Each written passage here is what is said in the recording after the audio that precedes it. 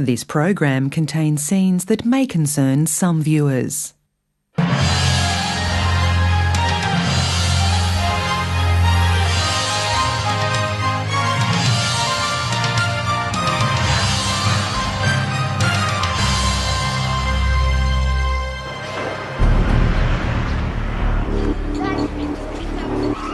This land was promised to the Jewish nation by God. For more than 40 years, Israel has controlled the West Bank. But now there are serious claims that Palestinian children are being systematically targeted, arrested and jailed in the battle to control this disputed territory. And it's that fear and intimidation that makes this system work so effectively well. You never know when there's going to be the bang on the door in the middle of the night. Let me say this very clearly. There is no such policy. A policy to create fear, there is no such thing.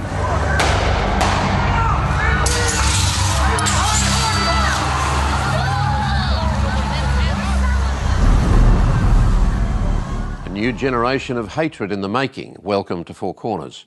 Imagine in a major Australian city or in any other civilised society, regular late-night raids on family homes by heavily armed soldiers to take away children in blindfolds and handcuffs for interrogation. Imagine a military prison where the inmates include children as young as 12, in shackles. Such is the distortion of life in a region of broken peace plans and deeply embedded hostilities between 2.5 million Palestinians and 350,000 Israeli settlers after more than 40 years of military occupation.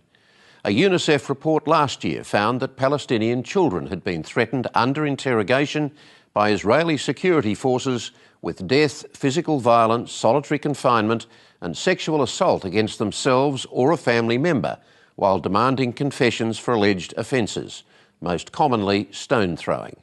UNICEF estimates that over the past decade, an average of 700 children a year have been detained, interrogated and processed through Israel's military court. In tonight's story, a joint investigation by Four Corners and the Australian newspaper outlines the way justice is practiced with regard to the children of the West Bank. The reporter is the Australian's Middle East correspondent, John Lyons.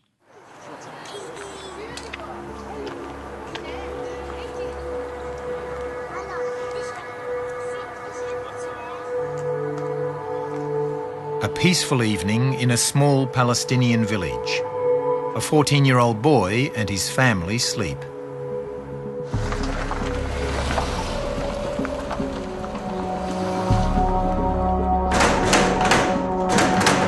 Suddenly, the night is shattered.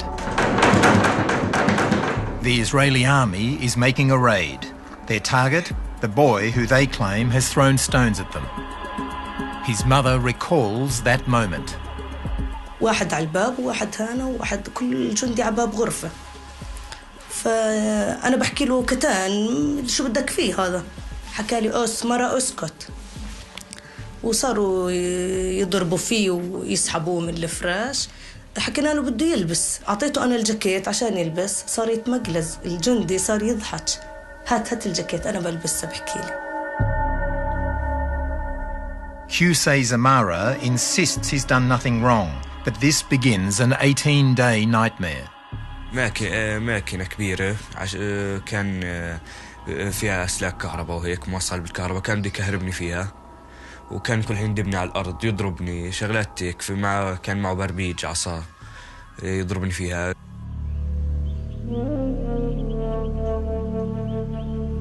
At the age of 15, the life of this boy was also turned upside down. أنا ما شردتش لأنه أعرف حالي مش عامل إشي. طخه أجم فيه 3 مطاطات 4. بعدين فقع علي كمان علبة. شمطت كمان فيه كمان علبة. Fatima Fouz would spend the next 82 days in prison, beginning with an interrogation. كانوا يعني حاملين عصي كهرباء وضربوني فيه. كانوا لما الضابط في منهم واحد شرح رفعها هيك مشحبرين كلياتهم هيك عليهم زي ادغام او اشي ويحكي معاه ويكشر ويخوف فيه ويضربني في الكهرباء صعقات كهربائية. كان يضرب.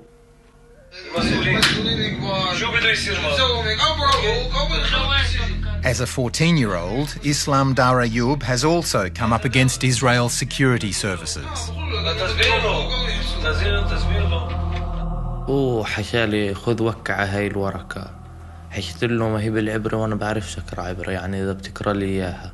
حكى لي هذا عشان بدك تروح لازم توكع عليها. فلما وقعت في المحكمة بتفاجأ إنها هاي ورقة الاعترافات.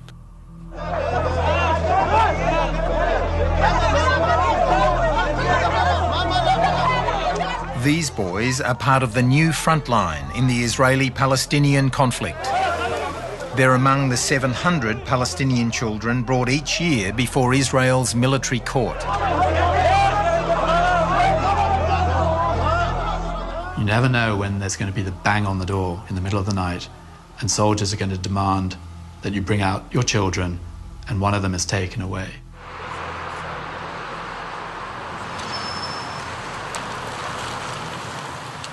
Onto this front line has walked Australian lawyer Gerard Horton. He left his practice as a commercial law barrister in Sydney 6 years ago and is now leading a campaign to end a system under which Palestinian children have fewer rights than Israeli children, including being subjected to nighttime arrests by heavily armed soldiers. That has a paralysing effect on whole communities.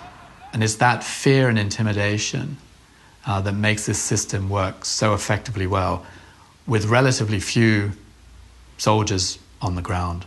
And so it also makes it quite a cost-effective occupation. Let me say this very clearly. There is no such policy. A policy to create fear, there is no such thing. The only policy is to maintain law and order. That's all. If there's no violence, there is no enforcement. The President of the United States.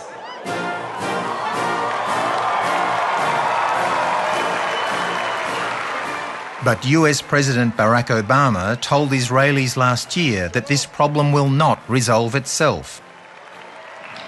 And put yourself in their shoes. Look at the world through their eyes. It is not fair that a Palestinian child cannot grow up in a state of their own, living their entire lives with the presence of a foreign army that controls the movements, not just of those young people, but their parents, their grandparents, every single day.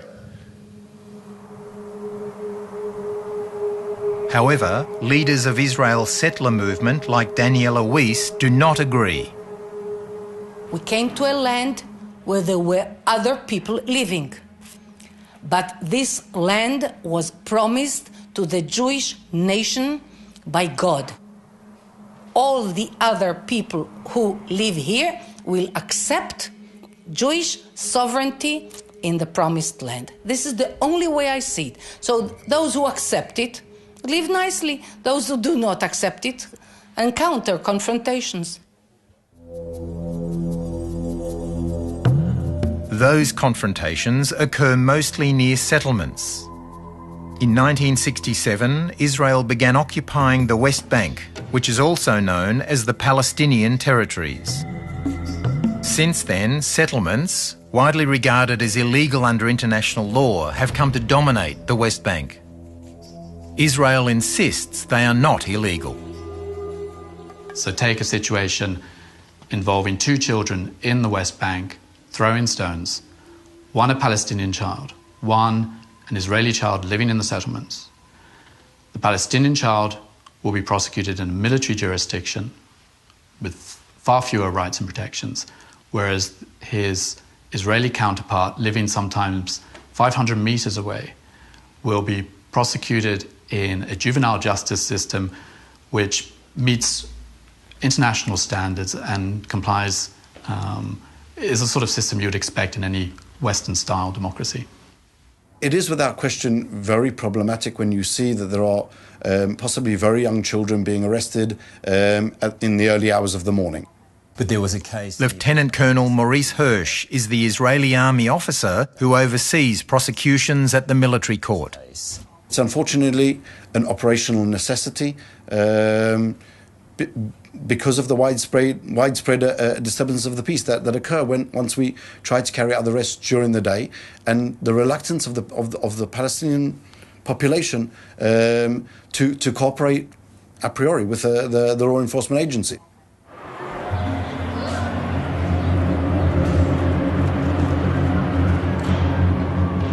To understand Israel's two different legal systems, it helps to come to Hebron, the largest Palestinian city in the West Bank. Here, 800 Israeli settlers live in the centre of Hebron, surrounded by 180,000 Palestinians. This used to be a thriving Palestinian market. The effect of Israel's occupation is obvious. Now it's a ghost town. Israeli soldiers will not allow Palestinians to walk along these streets. Palestinians say they've been forced out and many buildings taken over by the settlers, protected by soldiers. This Palestinian man wants to walk along this street. I am from Hebron. I can or I cannot? You cannot. The first time I visit here, I can? No, you can't. Can I ask why can't the Palestinians walk this way? This is the order I got. Why, as a Palestinian, why can't you walk there? I asked him that I want to pass to go to the cemetery to visit my father's grave. He said that you cannot, you must. Just find it interesting that we as foreigners and I as an Australian can walk there, but you two are Palestinians in the largest Palestinian city in the West Bank and you cannot walk.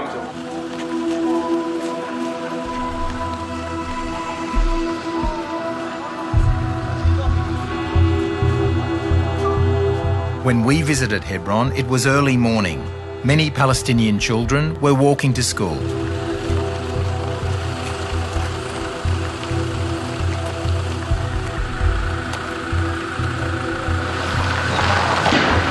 Suddenly, we heard tear gas being fired. The Israeli army told us it was in response to stone throwing. We couldn't confirm this, but we saw these Israeli police assembling. Then they fired tear gas towards the children.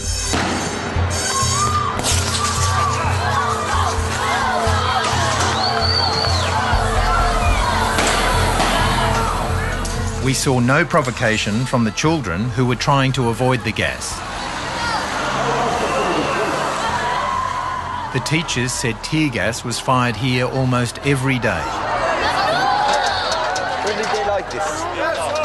And why do you think the Israelis do it? They thought that they protect their settlements, but we want to study our children.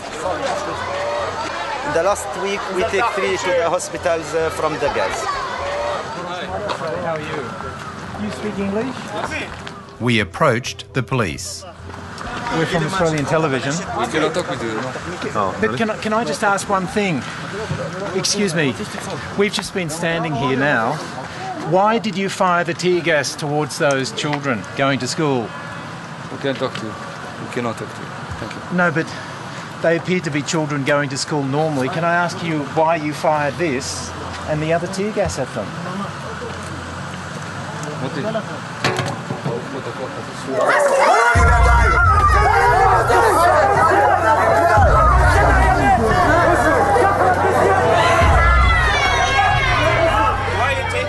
Hebron has long been a flashpoint. What occurs openly here, one law for Israelis, one for Palestinians, is typical of the West Bank, according to Yehuda Shaul, who served here as an Israeli army commander. The DNA of the military operations that we see in Hebron, we see all over the West Bank. Yehuda Shaul founded Breaking the Silence, 950 current and former Israeli combat soldiers trying to end human rights abuses. I've never broken into houses in the middle of the night here in Jerusalem and tore apart apartments.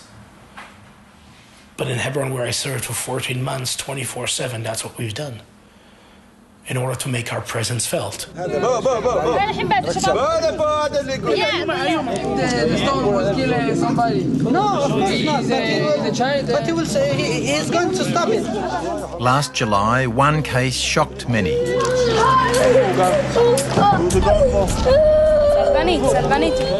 On the streets of Hebron, 5-year-old Wadia Maswadeh was picked up by soldiers. An Israeli settler had claimed that he had thrown a stone at him. His friend tried to help. وصار يعيط خفت عليه ضليتني ماسك ايده والجيش سحبه مني ودفعني الجيش على البيت.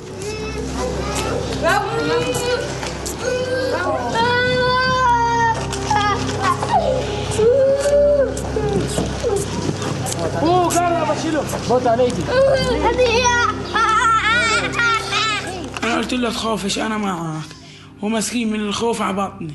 أنا زعلت عليه جيت ضاعيط بس مسكت حالي دمعتي نزلت ومسكت حالي وظليتني عابطه وماسكه.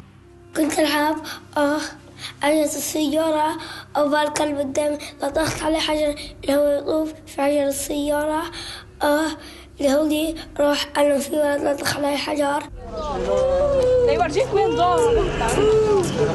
The boy is taken by 6 soldiers. He was released after 2 hours. One settler making one allegation is able to activate this level of military intervention against a 5-year-old. When his father intervenes, he is blindfolded.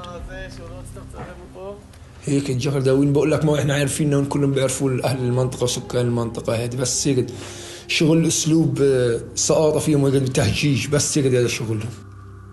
When you see an Israeli soldier in the street, what do you think? لا بخاف منهم. And what happened when they took you into the van? What happened then? كنت أعيط. Look, from my service, I actually don't remember children. Like, you know, I have some memories of Palestinian children when you burst into houses in the middle of the night and children start to cry or whatever. But these are the vague memories I have from my service. Because just the idea that there is children and adults is not an idea that you have there. Okay, when you're in uniform, it's them and us. I want people to think what they would do if their 5-year-old child was being taken by an occupier's army, even by your local police. Gabi Lasky is a prominent Israeli lawyer who defends Palestinians. If a 5-year-old was being held by an authority that is not you, you would do anything in order to try to get your child back. Military courts are the long arm of occupation. We're not talking about courts of justice. We're talking about courts of occupation.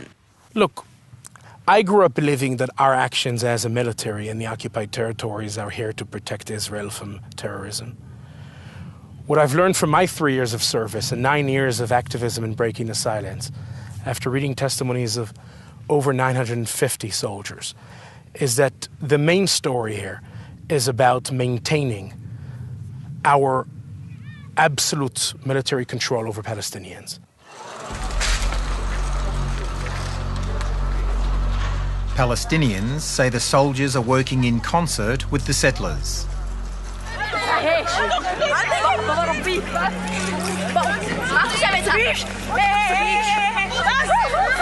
This vision, shot by a Swedish documentary maker, shows settlers attacking Palestinian children while soldiers stand by.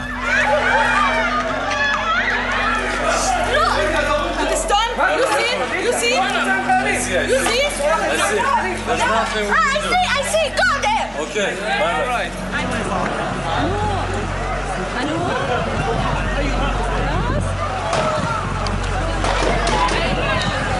And here, a settler fires live ammunition, hitting a Palestinian youth in the side of the head. Again, soldiers stand by. When we see settlers attacking a Palestinian, our orders are not to intervene.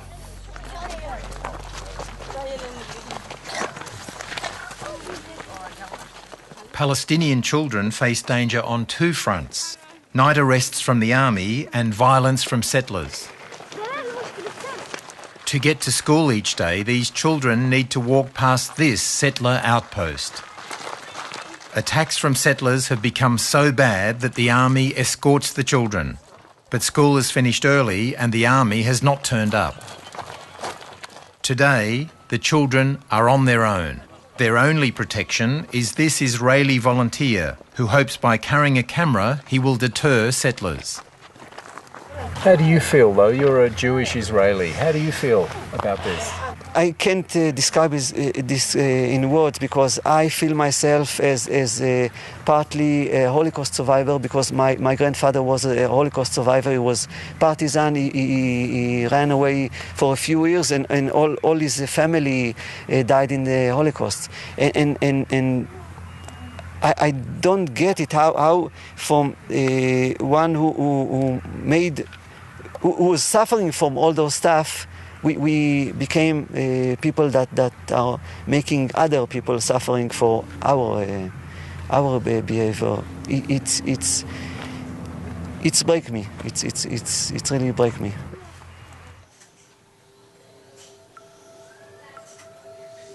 But the suffering is on both sides.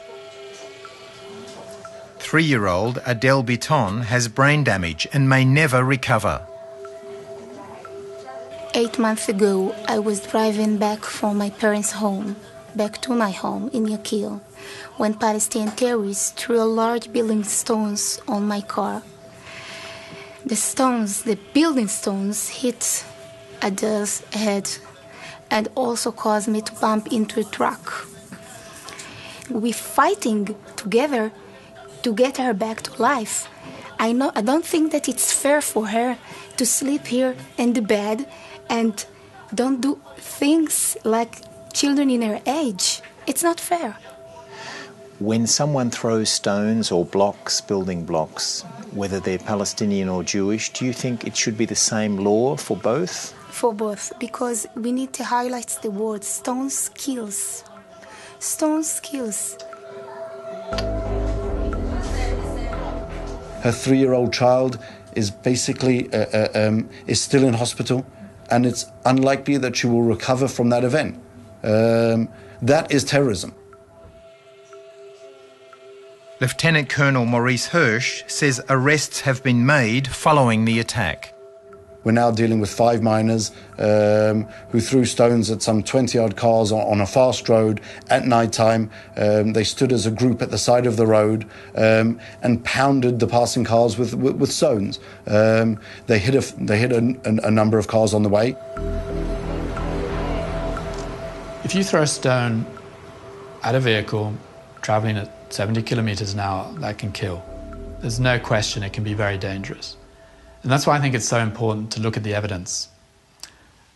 The evidence collected by the Israeli organization B'Tselem shows that since November 2000, 4 people have been killed in the West Bank from people throwing stones at vehicles. 1 was a Palestinian, 3 were Israeli settlers, 2 of those were infants. While stone throwing can indeed be serious, critics say it's been used as a catch-all charge to arrest Palestinian children.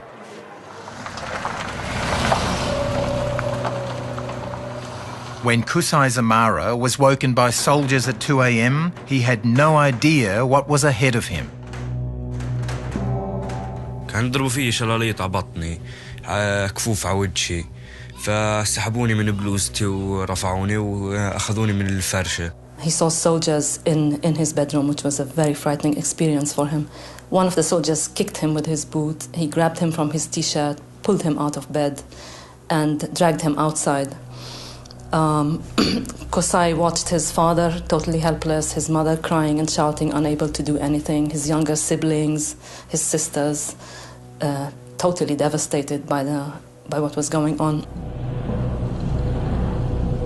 Kusai was taken by military vehicle to an interrogation centre. وطلعت السيارة وكان يضرب فيي ما رضي يخليني لا استعمل الحمام لا انام لا اكل ولا اشي ضل واقف ممنوع اتحرك كل ما اسوي اشي يضربني. Because I wanted to know what the interrogator wanted him to confess to. And he said, I want you to confess to throwing stones. And he said, how do you expect me to confess to something I didn't do? And then the interrogator got very upset and he actually slapped him with a piece of plastic hose that he had and threatened to electrocute him. دخلني صار يغلط علي ويضرب فيه قال لي يا بتعترف يا ما بننزل فيك ضرب ونجيب أهلك كان بنضربهم معك من كسرهم ننزل فيك أنت ضل يشتمني. Finally, Kusai gave in. فظل قريب ساعة ساعتين لغاية ما اعترفت قلت له ضربت فحنيت أخذوني قال لي طيب جابوا وراق دخلني عنده على مكتب طال وراق وكتب على الكمبيوتر شوي طال وراق أعطاني إياه قال لي وقع قلت له شو هذول قال لي هذول اعترافاتك أبصر شو كتب بس هو كاتب عني أشياء ثانية يعني كان كاتب إني ضارب مستوطنة وبنتها وشغلات هيك. بتحس داخلك يعني لو الجندي بين إيديك تخنقه بتموته. After the arrests, children are brought to facilities such as this, which dot the West Bank and are used by the army and police to imprison and interrogate. Threats are often made at these centres. You'll be subjected to violence if you don't confess. You'll be detained for an extended period of time if you don't confess. Again, the intelligence is usually very good, so the interrogator will know if that child's father has a work permit, for example, to work inside Israel. If that's the case, the threats sometimes are of the nature of we will revoke your father's work permit unless you confess. Could you show me what happened to you? When Fatih Mahfouz was returning home, he came across confrontations between the army and youths. He says he was not involved but was taken away for 82 days. He was just 15. الحين يوم أنا ما اعترفتش وداني على غرفة فيها زي صليب زي هذا الصليب وشبحني عليه.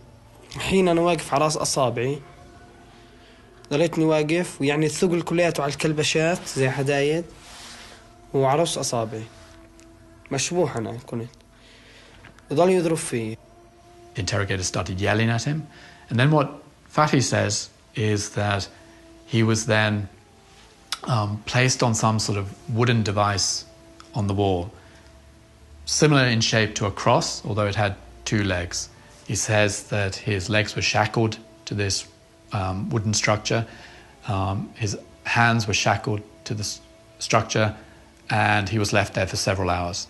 حتى في خشبة منها انكسرت من كثر الهز والهار وضل يضرب فيه. اللي هو بصير يقول لي شو بدكش تعترف؟ تقول له بعترفش ايش عملته ما عملتوش يعني. اللي هو بصير يقول لا انت عامل اشياء يقول انا مش عامل وضل يضرب فيه. Fatih says after 5 hours he was taken down from the structure. الحين قعدت اتوجعها صار يطلع من ثمي اشي زي رغوة بيضة. اجوا اثنين حملوني قالوا له على الاسعاف وصدري كمت علي وبطلت اعرف اتنفس. اخذوني في نفس يعني في نفس المنطقة اللي كنت انا فيها في نفس العمارة كانت فيها هذا زي عيادة هيك صغيرة. فوتني يقول لي وين الوجع يصير يعص عليه ويضرب عليه يصير يتخوت عليه. From his experience interviewing hundreds of Palestinian children, Gerard Horton says one interrogator stands out. This particular interrogator specialises in threatening children with rape, and he makes very specific allegations. He will name someone who apparently is waiting outside the interrogation room, who will, if the child doesn't confess, will come in and rape that child. The Australian lawyer found one boy's testimony particularly disturbing. What he says happened is somebody then put some food, he thinks it was bread, on the top of his head, and then the dog was brought over and made to eat the food off his head. He was terrified by this experience. He could hear the dog next to him drooling all over him. He was fearful that he was going to be bitten at any moment. Then someone put food, he was dressed, but someone put food on his genitals, and the dog was then made to eat the food off that part of his trousers. After interrogation, children are brought here for trial, Ophir military prison near Jerusalem. The army would not let Four Corners film inside. I've been behind these walls 3 times. I saw children shuffling across the courtyard, handcuffed and shackled. Some hearings lasted 60 seconds. I saw one boy shout the name of his prison so his mother would know where he was being held. I saw the judge convict some children without even once looking at them. Through it all, what I saw was a conveyor belt of convicted children. I think perhaps to give you some indication of how efficient, from a military perspective, this system is. According to the military court's own records, their annual report, the courts have a conviction rate of around 99.74%. Typically, a Palestinian boy convicted of throwing stones will be sentenced to about 3 months' imprisonment. The United Nations Children's Agency, UNICEF, last year released a scathing report on Israel's system. It found that Palestinian children had been threatened with death, physical violence, solitary confinement and sexual assault against themselves or a family member. The report found that ill treatment was widespread, systematic and institutionalized throughout the system from the moment that the child was arrested right up until the sentencing process. The natural reaction is that this is these are intolerable cases, and that I would like my authorities to do their utmost to make sure that this will not be repeated and that this will change. And I believe that this is precisely what we are doing. Last month, under pressure from human rights groups, Israel stopped the long-standing practice of keeping children overnight in outdoor cages. Children had been kept freezing in the cages during snowstorms. While Israel appears to be making concessions, others argue this disguises a harsher reality. Four Corners has learnt that the Israeli security services now have a new strategy. They bring Palestinian children as young as 12 to massive interrogation facilities like this one. The security services are now targeting the children as a way of gathering intelligence on their villages, including asking the children about their neighbours and members of their own family. I can see a pattern that that Israel hasn't been able to put down the nonviolent movement in the occupied territories through violent means. So the best way to do it is by incriminating those leaders. And the easiest way to do that, to get those incriminations, is by arresting children, which are the weakest link. So they're using children to gather intelligence? 100%. Islam Dar Ayub was 14 when Israeli soldiers arrived at his house at 2 a.m.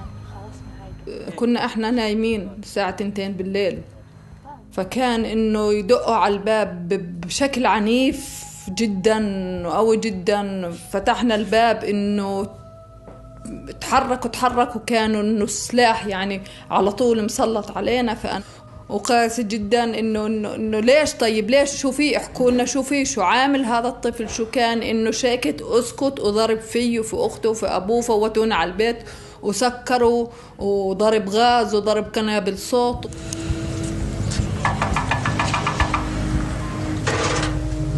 Islam's arrest was part of a practice by the Israeli army known as mapping. Palestinian children are now regularly woken up at night, photographed and questioned about which bed they sleep in. This video shows Islam on the right and his brother being photographed by Israeli soldiers after being woken up. What the army has done is that they have come to all the houses in the village and ask for the children in the house to show them where they sleep. They take pictures of the child, they ask for their ID numbers, and they map them. 3 days after mapping this house, the army returns in a nighttime raid and arrests Islam.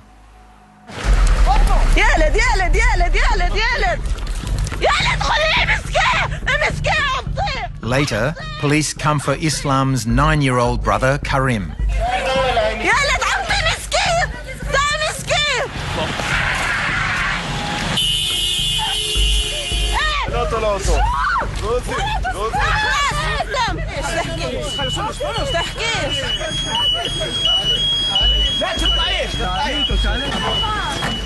He was 9 years old, I think, when he was first arrested, which is completely unacceptable even to the army authorities. Islam's interrogation was filmed.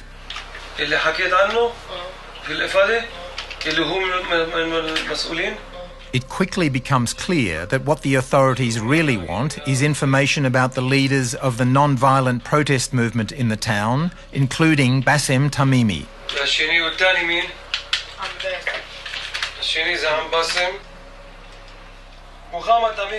Enormous pressure can be applied during these interrogations.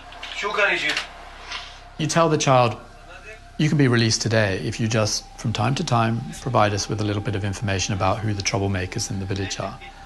Or sometimes there's offers of money, generally not a great deal of money, but the child can be offered money, mobile phone, threatened sometimes.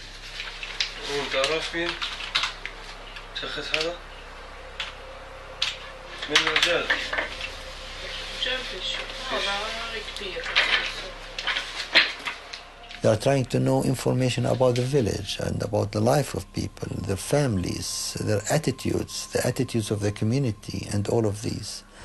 And the most vicious and the most horrible thing, to push people to collaborate as collaborators with the occupiers, to put them under the stick and carrot process. If you reject this, if you are refusing this, you will be punished, you will stay longer in prison. So this kind of converting a child who's not responsible on his act to be a collaborator is not just helping in information gathering for the Israelis. It's breaking this child forever. اعترفت انه بضرب حجار ومين بضرب بس صار المحقق يحكي لي بدنا اياك تقول هذا الاشي وبدنا اياك تحكي هاي الاسماء. There has to be a pattern because the interrogators will want to gather information about possible violence emerging from a certain area or from certain people.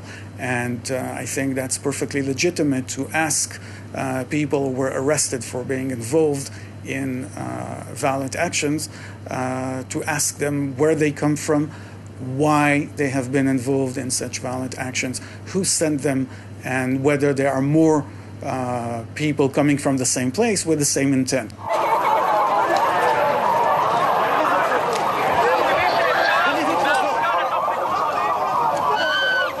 Bassem Tamimi rejects the violence supported by his cousin Ahlam Tamimi, who in 2001 masterminded a terror attack in Jerusalem. We reject all type of terrorists around the world. We are against harming the human being life for any reason, but we are struggling for our right to live in peace and to build a state of peace for everyone. And we ask our enemy to remove the occupation. This is the Sumeria, and we see here Ma'ale Adumim. But this will never happen, according to Daniela Weiss, a founder of the settler movement. In the 1970s, Daniela Weiss would regularly meet Ariel Sharon, then Minister for Agriculture, to plan settlements so no Palestinian state could emerge. You and Ariel Sharon were determined there would not be a Palestinian state. With my many talks with Ariel Sharon and with my work with Ariel Sharon, there was a clear understanding, a very clear planning of spreading the Jewish communities in the way that there will be no option for a Palestinian state in Judea and Samaria.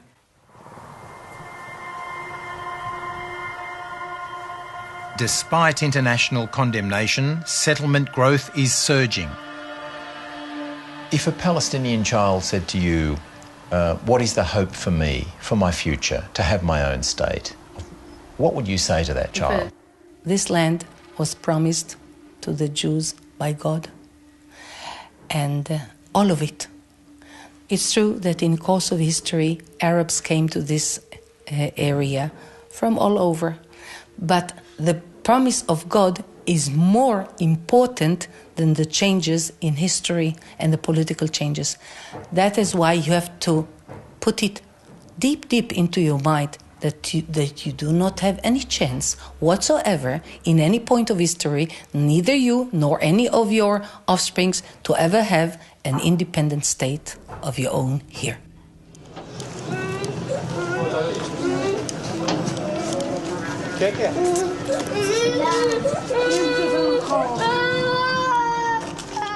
For 5-year-old Wadia Maswade and his friend Dia Kafishe, there seems little hope. Do you feel safe in your home, in bed at night? Do you want to stay living in Hebron? You want to leave? Where do you want to go to? In Jordan, in Amman. هم اللي بدهم الدور، بدهم يطلعونا. في ضابط مسكني قال لي انتوا 5 سنين وبتطلعوا من الدور خلاص، انتوا مبيعات دوركم وما لكوش دور انتوا. This is how these communities are torn apart in the middle of the night when no one is watching, and it is done one family at a time, one house at a time, and it's systematic and relentless.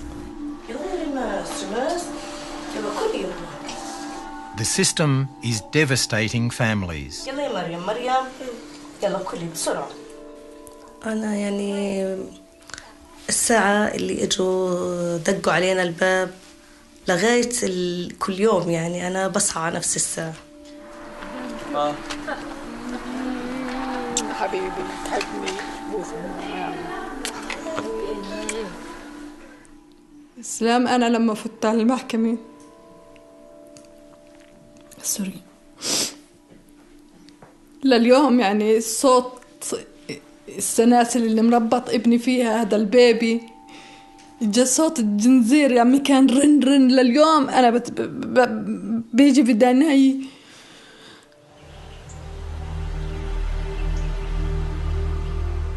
The boys are clearly traumatized. أثق في أي واحد. لما روحت من السجن بطلت أثق يعني في كل أصحابي.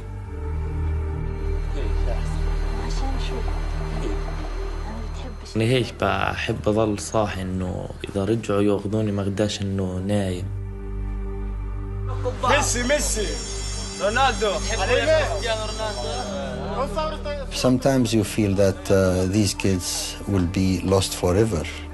So our work with them is to help these kids get rid of the psychological impact which might destroy their lives. And this might lead them to whatever extreme you can imagine.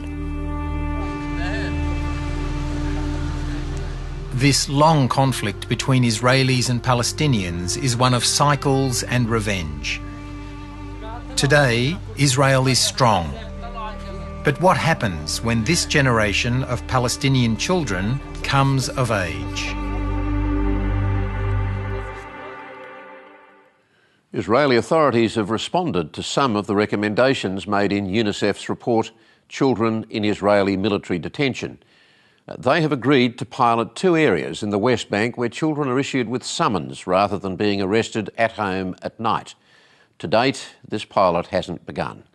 Next week on Four Corners, inside the secret state of North Korea, with rare hidden camera footage providing further evidence of the abuses and hardship of life in the Hermit Kingdom. Until then, good night.